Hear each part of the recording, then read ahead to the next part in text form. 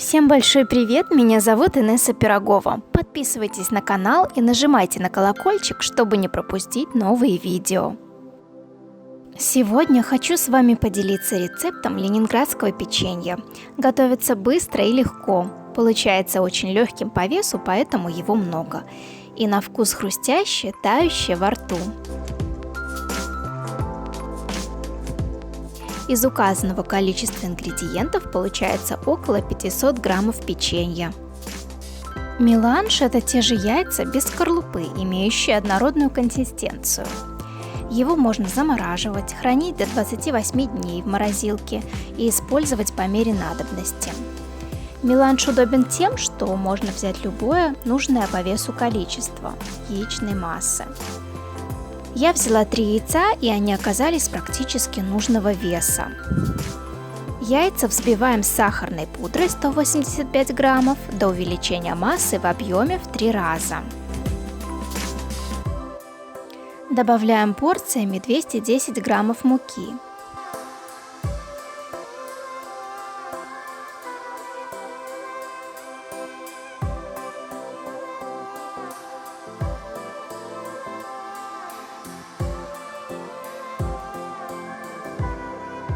И щепотку ванилина. Быстро перемешиваем. Помещаем массу в кондитерский мешочек. У меня его нет, пользуюсь обычным пакетом, отрезая кончик.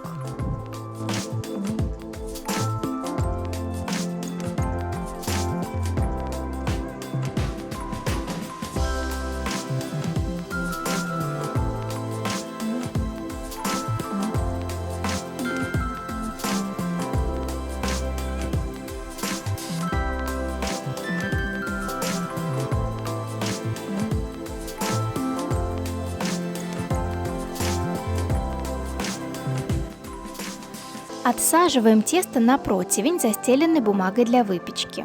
Если ваша бумага без силиконового покрытия, смажьте ее тонким слоем масла без запаха.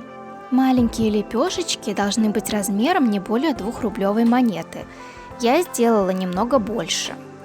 Расстояние между печеньем делайте побольше. Поначалу я сделала небольшое расстояние, и некоторые лепешки соприкоснулись.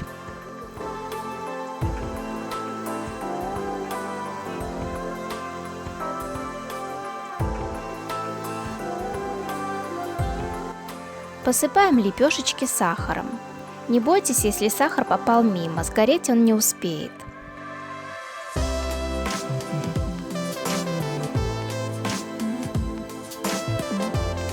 Оставляем противень при комнатной температуре на 1 час. Духовку разогреваем до 200 градусов. Время выпечки около 8-10 минут. Ориентируйтесь на свою печь. Печенье должно чуть-чуть изменить цвет от первоначального и стать твердым и хрустящим по остыванию. А теперь угощайтесь! Чаек, ленинградское печенье и вишневое варенье. Печенье то самое, вкус детства, хрустит и тает.